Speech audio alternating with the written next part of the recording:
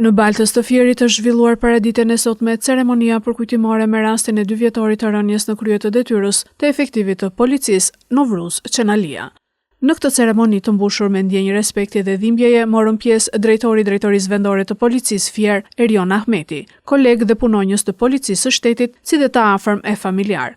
Në nderim të veprës dhe jetës së tij, pjesëmarrësit vendosën kurora me lule pranë varrit të efektivit Çenalia, duke përkujtuar jo vetëm aktin e tij të sakrificës, por edhe vlerat njerëzore dhe profesionale që e karakterizonin.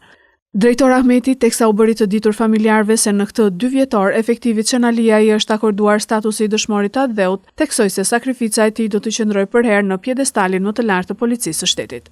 Çenalia u vra mesditën e 13 majit 2024 gjatë ushtrimit të detyrës, pasi ndaloi një automjet dhe i kërkoi drejtuesit të mos lëvizte me shpejtësi në rrugë. Autori i krimit, Azgan Mërnica, reagoi me armëzjarri duke i qelluar për vdekje efektivin e policisë. Ngjarja u konsiderua një sulm i rënd ndaj uniformës së shtetit dhe rendit publik, ndërsa autori i vrasjes vuan dënimin me 35 vite burg në IEVP Fier, dënim ky që solli reagime të forta të opinionit publik.